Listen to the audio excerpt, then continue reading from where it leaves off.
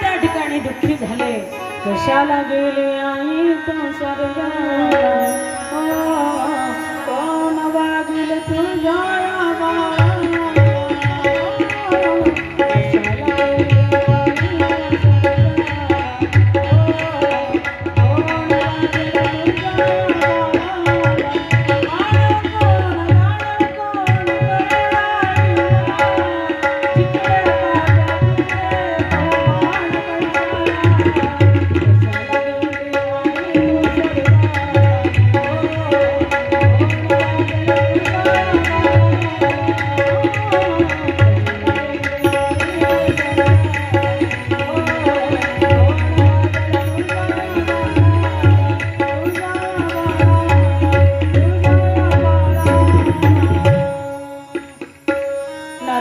दुःखी झाले, रडू लागले. एकुलता एक मी माझ्या आईचा, आईशिवाय मला कोणाचा आधार नाही. जीवनामध्ये मैबाप आई जर गेली तर मायेचा हात फिरवणारी शिल्लक व्यक्ती जगामध्ये कोणी नसती. आई शेकड बाळाचे जाते करीला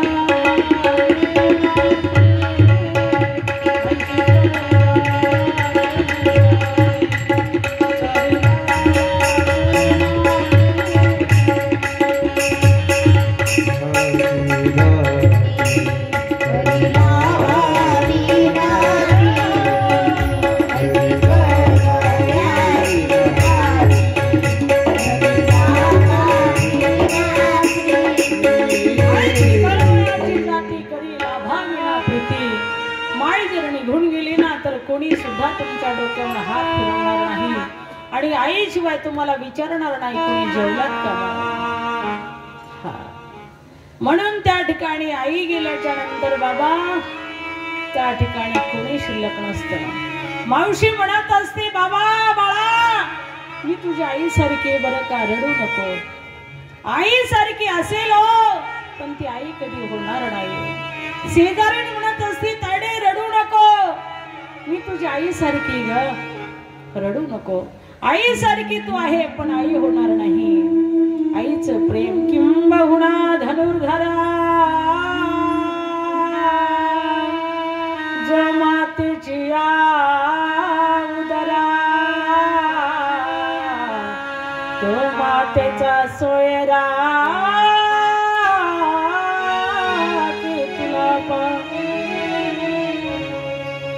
आई ही आईच असते, बाप ही बापच असतो. मैबाप गेल्याच्या नंतर जगामध्ये कोणी शिल्लक राहत नाही त्याला जेवला का म्हणून विचारण्यासाठी. म्हणून नारदजींना दुःख झालं. काही दिवस नारदजी दुःखी झाले पण मनामध्ये विचार केला आता काय शिल्लक आहे, आता ईश्वर प्राप्तीसाठी आपण काहीतरी केलं पाहिजे. ज्या दिशेने आपले गुरु गेले, ज्या दिशेने संत गेले, ज्या दिशेने महात्मे गेले त्याच दिशेने उत्तर दिशेला आमचे नारद महर्षी निघाले. श्रीमन्नारायण श्रीमन्नारायण श्रीमन्नारायण श्रीमन्नारायण. महाराजांनी मंत्र दिला होता, बाळा तुला तुझ्या आईला सोडणं शक्य नव्हतं ना, म्हणून इथं बसून भजन कर. श्री कृष्ण गोविंद हरे मुरारे हे नाथ नारायण वासुदेवा. श्री कृष्ण गोविंद हरे मुरारे हे नाथ नारायण वासुदेवा. श्री कृष्ण गोविंद हरे मुरारे हे नाथ नारायण वासुदेवा. श्री कृष्ण गोविंद हरे मुरारे हे नाथ नारायण वासुदेवा. हे नाथ नारायण वासुदेवा.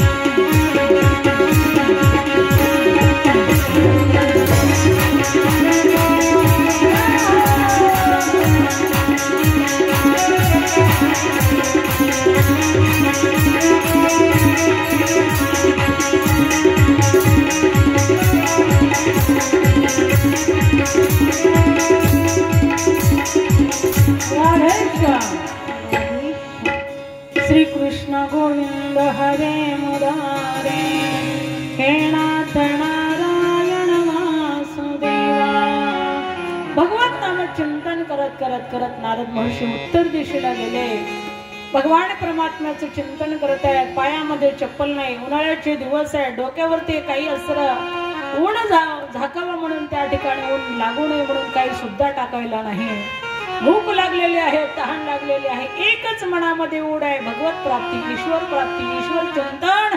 सततं कीर्तयन्त मां यतन्तस्य दृढव्रताः नमस्यन्तस्य मां भक्त्या नित्ययुक्ता उपासते. सतत भगवत चिंतन. एक सरोवर दिसला, त्या सरोवरामध्ये डुबकी मारली. डुबकी मारून एका झाडाच्या खोडाला बसले. बसल्याच्या नंतर या ठिकाणी चिंतन करू लागले, मनापासून रडू लागले. त्या परमात्म्याचं चिंतन करत करत करत तेवढ्यामध्ये एक झलक अशी आली की त्या ठिकाणी भगवान परमात्म्याने अशी झलक सुंदर असं स्वरूप दाखवलं. ईद चमकल्यासारखी चमकली, लटकाचा उजेड पडला, परमात्म्याचं दर्शन झालं आणि त्या ठिकाणी पुन्हा दर्शन व्हावं म्हणून पुन्हा नारद महर्षी त्या ठिकाणी पुन्हा झाडाच्या खोडाला टेकून बसले. पुन्हा चिंतन करू लागले, पुन्हा आक्रोश करू लागले, बेंबीच्या देठापासून ओरडू लागले, हात मारू लागले देवाला. त्या ठिकाणी आरोळी देऊ लागले. पण आकाशवाणी झाली, नारदजी एवढंच पुण्य होतं तुमचं या जन्मामध्ये म्हणून तेवढंच मी तुम्हाला दर्शन दिलं. आता मी तुम्हाला भेटेल पण पुढच्या जन्मामध्ये. असं ऐकल्याच्या नंतर नारद महर्षींनी अन्न पाणी वर्ज्य केलं, कंदमुळं खायचं वर्ज्य केलं आणि नारद महर्षींनी थोड्या दिवसामध्ये आपला देह सोडला. देह सोडल्याच्या नंतर नारद महर्षी त्या ठिकाणी ब्रह्माजीचा पुत्र म्हणून त्या ठिकाणी अवतरण आले. नारद महर्षी महाराज हा. आणि व्यासांना सांगू लागले, व्यास महाराज तुम्ही सुद्धा उदास राहू नका, तुम्ही सुद्धा कृष्ण लीला करा, तुम्ही सुद्धा श्रीमद भागवत पुराण लिहा, तुम्ही सुद्धा श्रीमद भागवत पुराण कथन करा, पठन करा, लिखाण करा. का माझ्या जन्माची व्यथा, माझा अनुभव मी तुम्हाला सांगितला आणि तुमचं सुद्धा सर्व दुःख नष्ट होईल, चिंता दूर होईल, तुमच्या मनाला शांती भेटेल, सुख भेटेल, समाधान भेटेल. म्हणून तुम्ही या ठिकाणी श्रीमद भागवत कथा पुराण या ठिकाणी लिहायला सुरुवात करा. मग त्या ठिकाणी नारदजींनी सांगितलं श्रीमद भागवत कथा आणि व्यासांनी लिहिली. लिहिल्याच्या नंतर काही दिवसांना त्या ठिकाणी इकडे मात्र महादेवाची पार्वती दररोज महादेवाला हट्ट धरायची, ओ भगवान मला तुमची अमर कथा सांगा, मला तुमची अमर कथा सांगा. ते जाकेवाले आलेत का? नाही ना, उद्या येणार का? बर बर. प्यार से कही राधेश्याम. हा, अमर कथा सांगा, कारण पत्नी हट्ट, बाल हट्ट आणि राज हट्ट पूर्ण करावं लागतं बरं का. हा, त्या ठिकाणी नारद महर्षी त्या ठिकाणी भगवान शंकर दररोज टाळायचे. ठीक आहे माता पार्वती दररोज असताना त्या ठिकाणी मागणी केल्याच्या नंतर म्हणायचे ठीक आहे उद्या सांगेल असं करता करता बरीचशे वर्ष निघून गेले. पार्वती माताने एक दिवस हट्ट धरला, उठून बसल्या, तोंडही धुईनात, चहाही करीनात, स्वयंपाकही करीनात, खायलाही करीनात. त्या ठिकाणी भगवान शंकराने सांगितलं काय मेळ आहे पार्वती, आज काय कुणीकडे दिवस उगवलाय का, आवरायचं की नाही? नाही म्हटल्या, किती दिवसाचं तुम्ही मला चाळवण्या लावल्यात, अमर कथा सांगेल आज सांगायलाच पाहिजे अमर कथा. तरच मी असं या ठिकाणी घर काम करेल. त्या ठिकाणी पत्नी हट्ट. भगवान शंकराला वाटलं हे मिटवलं तर आहे ठीक आहे, नाही तर काही खरं नाही बरं का. कारण आदिमाय शक्तीचं जर नाही ऐकलं तर कठीण आहे. ऐका नाही, लग्न झालेत ना सगळ्यांचे, म्हणजे अनुभव आहे सगळ्यांना, आहे का नाही? बस म्हटलं की बसले पाहिजे, उठ म्हटलं की उठले पाहिजे, डबल दिली की सुटले पाहिजे. तरच वेळेवर सगळं आहे. महिन्याच्या 1 तारखेला पगार आमच्या हातात दिला पाहिजे तशी साडी घेतली पाहिजे, पाहिजे तसं सोनं नाणं केलं पाहिजे, अलंकार केले पाहिजे, तरच घरामध्ये सुख संपत्ती शांतता असते. आणि खरोखर घरच्या लक्ष्मीला तुम्ही प्रसन्न ठेवलं ना, म्हणजे ती लक्ष्मी सुद्धा तुमच्या घरामध्ये पळत येते, धावत येते. म्हणून अर्धांगिनीला सुद्धा आपण खुश ठेवलं पाहिजे पुरुष मंडळ. म्हणून या ठिकाणी महिलांचा सुद्धा फार मोठा त्याग आहे. त्या माता भगिनी सर्वस्वाचा त्याग करून तुमच्याकडे आलेले आहेत. 1 मिनिटामध्ये लग्न जुळलं की त्या ठिकाणी आपल्या पिताश्रीचं नाव खुडून, गावाचं नाव खुडून, तालुक्याचं नाव खुडून, नवऱ्याचं नाव पुढे आपल्या नावापुढे टाकत असते. किती मोठा त्याग या साऱ्या मातांचा असतो. अहो कपाळ तिचं असतं पण बिंदिया नवऱ्याच्या नावची असते. भांग तिचा असतो पण शेंदूर नवऱ्याच्या नावचं. हात तिचे असतात पण कंकण नवऱ्याच्या नावचं. अहो गळा तिचा असतो पण डोरला अलंकार, काळीपोत पतीच्या नावची, नवऱ्याच्या नावची असते. पाय तिचे असतात पण पैंजण नवऱ्याच्या नावाने घालते. बोट तिचे असतात पण जोडवे नवऱ्याच्या नावाने घालते. आणि 1 मिनिटामध्ये आईचा, बापाचा, बहिणीचा, भावाचा, सर्वस्वाचा त्याग करून ती पतीच्या घरी येते. आणि पतीच्या घरी आल्याच्या नंतर सर्व प्रपंचाचा भार आपल्या खांद्यावर घेऊन त्या ठिकाणी पतीच्या खांद्याला खांदा लावून प्रपंच करते. ती आदिशक्ती खरोखर स्त्री आहे. म्हणून त्या ठिकाणी या महिलांचा फार मोठा त्याग आहे, स्त्रियांचा फार मोठा त्याग आहे. म्हणून महिलांची इच्छा पूर्ण केली पाहिजे. तिला पाहिजे ते घरामध्ये सर्व अनुकूल ठेवलं पाहिजे. ते लक्ष्मीला प्रसन्न ठेवल्याच्या नंतर ही लक्ष्मी नारायण सुद्धा आपल्यावरती प्रसन्न असतात बरं का. म्हणून या ठिकाणी एवढा मोठा त्याग त्यांचा असतो. प्यार से कही राधेश्याम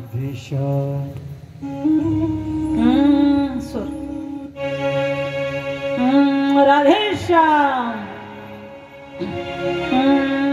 म्हणून या ठिकाणी पार्वती मैयाने हट्ट धरला. भगवान शंकर म्हटले हरकत नाही चलाच, पण म्हटले त्याला एकांत पाहिजे. मग कुठे? चला म्हटले एखाद्या समुद्राच्या काठी.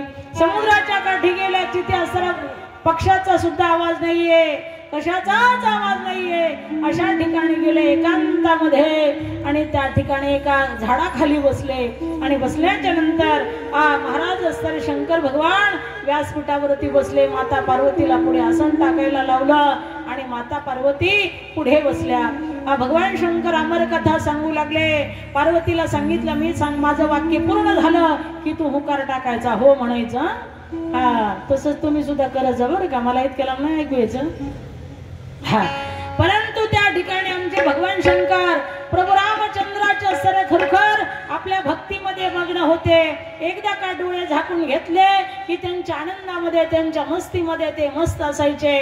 डोळे झाकून कथा सांगू लागले. पूर्ण वाक्य झालं. पार्वती मायाला आवडलं. त्यांच्या हृदयाचा ठाव घेतला की त्यांनी हुकार द्यायचा. असे करता करता बरेच अस्तर वेळ निघून गेला. पण आता या ठिकाणी कथा कीर्तन म्हटलं की एक आकाबाई लवकरच येते. कोण? झोप नाही.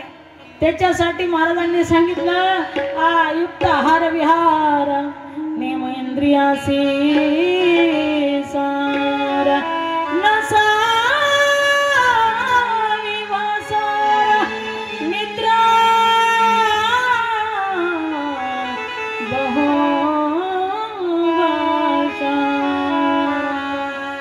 त्याच्यासाठी युक्त आहार, त्याच्यासाठी कमी भोजन करणे. युक्त आहार विहार नेम इंद्रियाची सार नसा विवासार निद्रा बहुभाषण. परंतु त्या ठिकाणी कथेमध्ये ती आकाबाई आल्याशिवाय राहत नाही. पार्वतीला सुद्धा तिने असताना ग्रासलं. तिथे असताना तिच्यावरती सुद्धा झडप टाकली. पार्वती मैया झोपली पण पोपट झाडावर बसलेला होता. मातांनो तो सुद्धा कथा ऐकत होता. पार्वतीला झोप लागलेली पाहून त्या पोपटाला वाटलं आता जर मातेने हुकार नाही टाकला की भोलेनाथ कथा सांगायची बंद करतील आणि आपली कथा अधुरीच राहील, अर्धीच होईल. मग त्या पोपटाने काय केलं मातांनो? पार्वतीच्या शब्दांमध्ये हुकार, आवाजामध्ये हुकार टाकायला सुरू केली. काकांनो ओ हो त्या ठिकाणी वाक्य पूर्ण झालं की असं सांगायला, असं हुकार द्यायला सुरुवात केली. करता करता भगवान शंकरजी मस्त आहेत आपल्या कथेमध्ये, ज्ञानामध्ये, परमात्म्याच्या चिंतनामध्ये. भगवंताची मूर्ती समोर आठवून त्या ठिकाणी पुढे चिंतन सांगत होते, कथा सांगत होते. आणि सांगत असताना त्या ठिकाणी करता करता कथा पूर्ण विरामाला पोहोचली. विराम झाला. भगवान शंकरांनी डोळे उघडले तर त्या ठिकाणी पुढे पार्वती मैया चांगल्याच डुलक्या खातायत.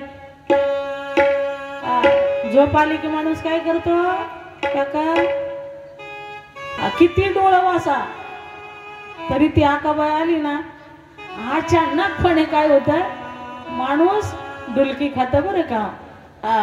तसं ती असणारी अवस्था पाहून भगवान शंकराने डोक्यावरच हाणून घेतलं, कपाळावर हाणून घेतलं. अरे बापरे, म्हटलं या तर असणाऱ्या झोपल्या, कथा कोण ऐकत होत.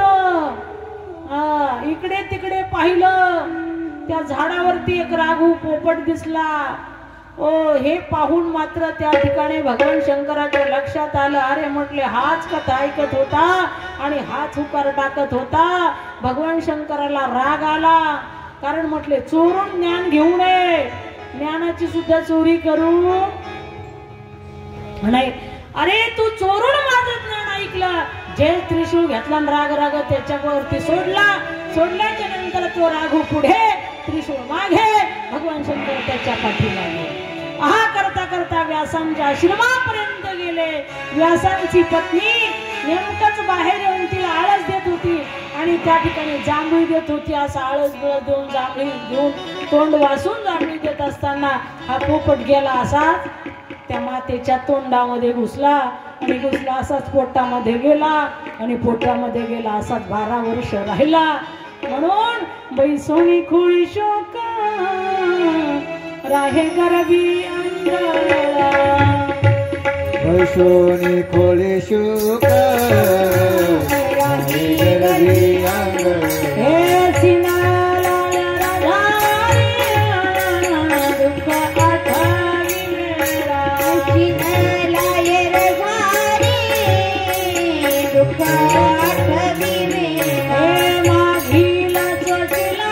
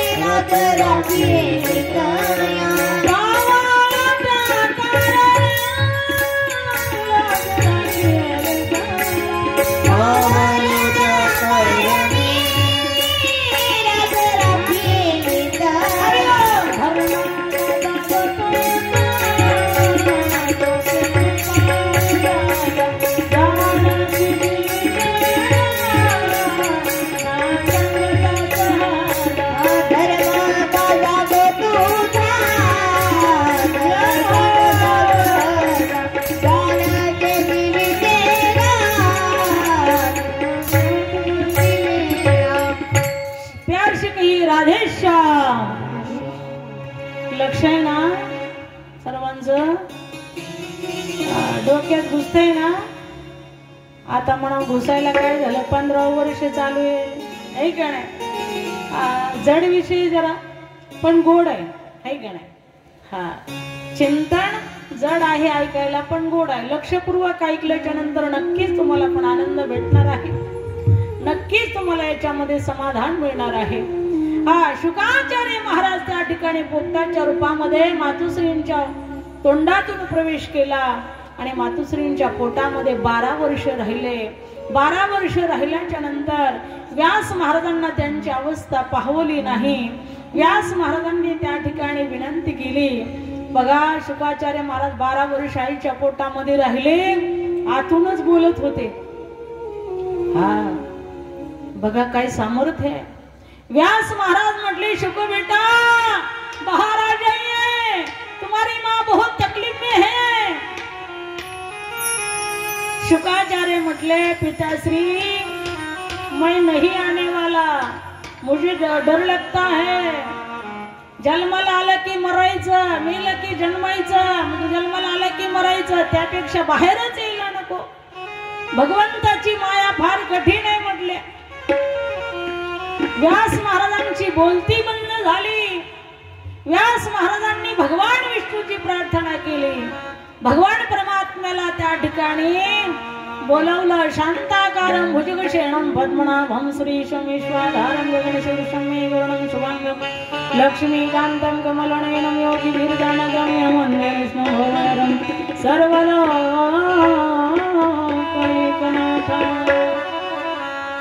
भगवंता तुम्हीच आता परमात्मा तुरंत प्रगट झाले। सांगितलं काय समस्या व्यासजी महाराज सांगितलं हो बघा ना बाईच्या पोटामध्ये 12 वर्ष झालं माझा पुत्र आहे तो अजून बाहेर यायला तयार नाही माझं तर तो काही मान्य करत नाहीये तुम्ही तरी त्याला सरे खरोखर बाहेर बोलवा। भगवान विष्णू म्हटले शुक बेटा बाहर आ जाइए। हाँ शुकाचार्य महाराज म्हटले नहीं भगवान तुम्हारी माया से मुझे डर लगता है इसलिए मैं नहीं आ सकता भगवान जी मुझे क्षमा करिए। त्या ठिकाणी भगवंताने सांगितलं अरे मी सांगतोय माझी माया तुला काही करणार नाही मी तुला आश्वासन देतोय शब्द देतोय। त्यावेळेस तुका म्हणे माया होय दासीला गी पाया आईसी विठोबा उच्चारिता खंड जन्मा। शुक्र बेटा मेरी माया तुम्हारा कुछ भी नहीं बिगाड़ सकती इसलिए मैं कहता हूँ बाहर आ जाइए। शुकाचार्यांनी भगवंताचा मान ठेवला आणि आईच्या पोटातून बाहेर आले। बाहेर आले असेच अरण्याचा रस्ता धरला।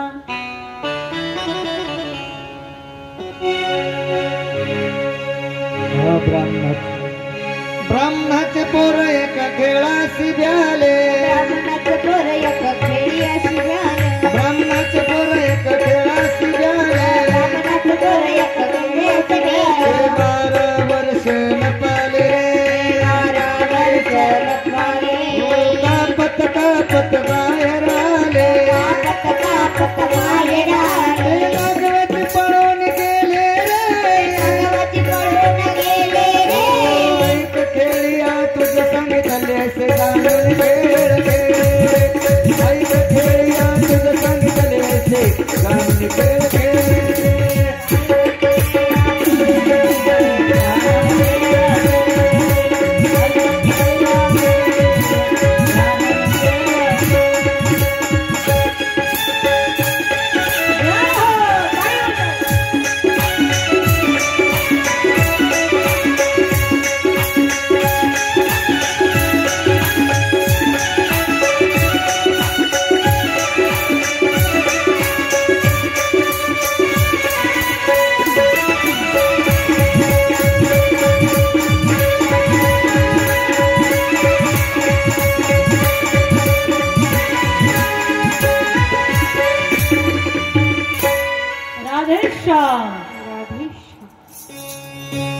ब्राह्मणाचं पोरी एक खेळी अशी भेलं नागवेची पळून गेले रे कापत कापत बाहेर आले नागवेची पळून गेले हो। त्या ठिकाणी शुकाचार्य महाराज बाहेर आले असेच पळायला लागले।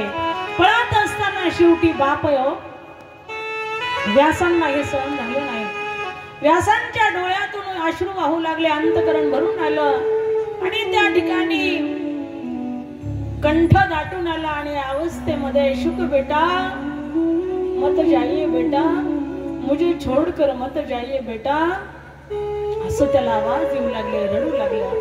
शेवटी बाप आहे बापाचं अंतकरण आहे हे शुक बाळा जाऊ नको रे तुम्हारे बिना हम जी नहीं सकते आणि तुम्हारे बिना हम मर भी नहीं सकते।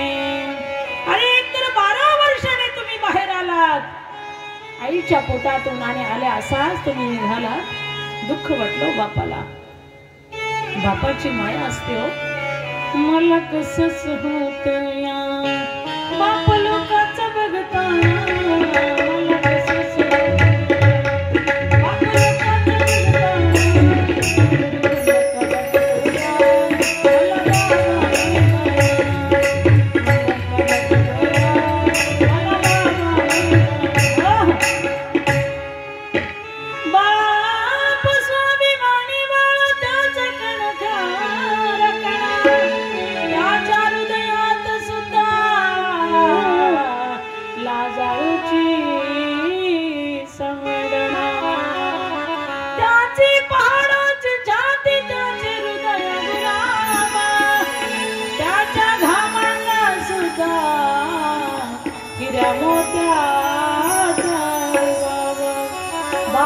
साठवी तू अश्रू वाट पाहता क्षणाची जन्मभराचे रडत लेक जाताना सासरी. हो महाराज, मुलावरती तर बापाचं प्रेम असतच हो, पण मुलीवरती सुद्धा अत्यंत प्रेम असत. बाप असताना जीवनामध्ये दोनदा दुःखी होतो. ज्यावेळेस एकुलता एक मुलगा आपल्यापासून दुरावतो त्यावेळेस बापाच्या डोळ्यामध्ये अश्रू येतात. आणि ज्यावेळेस एकुलती एक मुलगी तिला त्या ठिकाणी मंडपामधून तिला सर वाट लावतो, तिचा हात कोणत्यातरी व्यक्तीच्या हातामध्ये देतो, एखाद्या नवरदेवाच्या हातामध्ये देतो, त्यावेळेस बापाला दुःख होतं. हो, जीवनामध्ये बाप दोनदाच रडत असतो. पहाडासारखा बाप असू द्या हो, पार्वती मैयासाठी रडला. जनकासारखा बाप विजयी होता तरी सीता मैयासाठी रडला हो, सीता मैयासाठी रडला. बापाचा अंतःकरण आहे. कितीही पाषाण हृदय असू द्या, पण 2 वेळेस बापाच्या डोळ्याला अश्रू येतात. आपला एकुलता एक पुत्र 12 वर्षानंतर दिसला आणि आपल्याला सोडून चाललेला आहे, हे पाहून माझ्या व्यासांना मात्र फार वाईट वाटलं, दुःख वाटलं. शुक पुढे आहेत, व्यास मागे आहेत. बेटा रुक जाईये, बाळा थांब, बाळा थांब. शुकाचार्याला काहीच कळत नव्हतं, कोणाला आवाज देताय ते काही कळत नव्हतं. कारण त्यांची स्थिती कशी होती. यं प्रवर्जन्तमनपीतमपीत कृतं द्वैपायन विरह काता राजुहव पुत्रेति तन्मय तरुभिनेदु तं सर्वभूत हृदय मुनिमानतसी. सर्वभूत हृदयामध्ये ईश्वराचं दर्शन करणारे शुकाचार्य महाराज मागे वळून पाहायला तयार नाहीत. तरुणाभांड युग पुढे चाललेला आहे. म्हातारे व्यास महाराज त्यांच्या पाठीमागे ओरडतायत.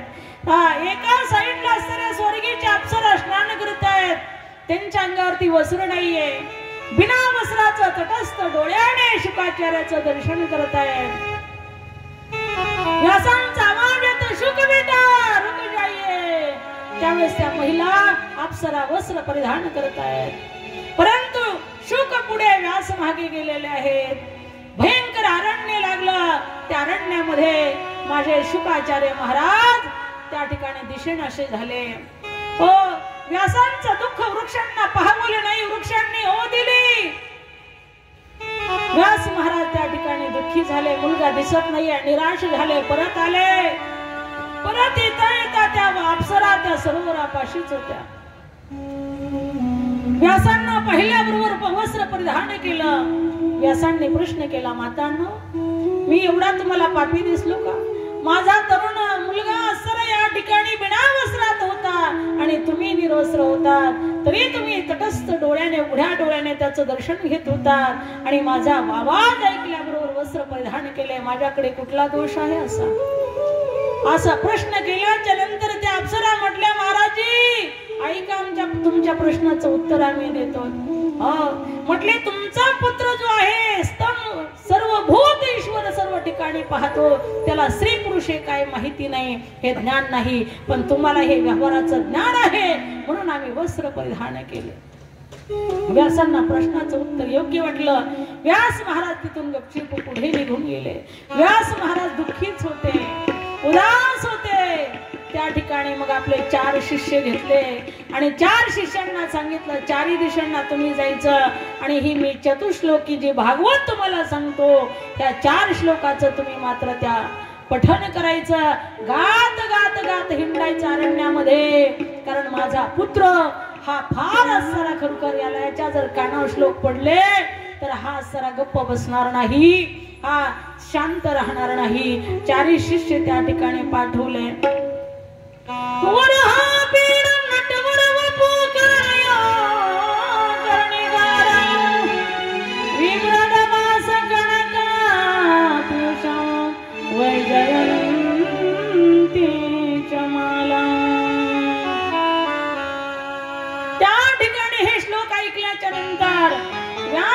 शुकाचार्य महाराज त्या व्यक्तीपाशी आले. अहो किती गोड तुम्ही श्लोक गायला हो, पुन्हा म्हणा, पुन्हा ठिकाणी शिष्यांनी सांगितलं, व्यासांच्या शिष्यांनी सांगितलं, महाराजजी आमच्याकडे एवढा साठा आहे, एवढा श्लोक येतो आम्हाला. म्हटले आणखी मला श्लोक ऐकायचे आहेत. म्हटले मला येत नाही ना, तुम्हाला आणखी ऐकायचे असेल तर आमच्या गुरुंकडे चला. चला म्हटले चला. तुमचे गुरु उदार अंतःकरणाचे आहेत ना? हो म्हटले उदार, तुम्हाला पाहिजे तेवढे श्लोक त्या ठिकाणी ऐकवतील. हा, गुरुंकडे आले आणि व्यास महाराजांनी त्यांना 18,000 श्लोक त्या ठिकाणी सांगितले, 335 अध्याय त्या ठिकाणी सांगितले, 12 स्कंद सांगितले. आणि त्या ठिकाणी शुकाचार्य महाराज प्रसन्न झाले, तृप्ती झाली त्यांची. आणि व्यासांनाही खूप आनंद झाला. एवढ्या वर्षाने माझा पुत्र माझ्याकडे परत येतोय आणि माझा शिष्य बनून माझं सर्व ज्ञान या हृदयची त्या हृदयी घातले, द्वैतना मोडिता केले आपण ऐसे. हे सर्व ज्ञानाचा साठा आपल्या पुत्राला दिल्यानंतर त्या बापाला किती आनंद होत असेल. अरे सर्वसामान्याचा मुलगा जर कलेक्टर झाला तर त्या बापाला असं वाटतं आकाश सुद्धा कमी आहे की काय, एवढी उंच उडी तो घेत असतो. म्हणून व्यासांना आनंद झाला, माझा पुत्र माझ्याकडून ज्ञान घेतोय आणि मला भेटतोय. हा आनंद गगनात मावत नव्हता. प्यार से कहिए राधेश्याम.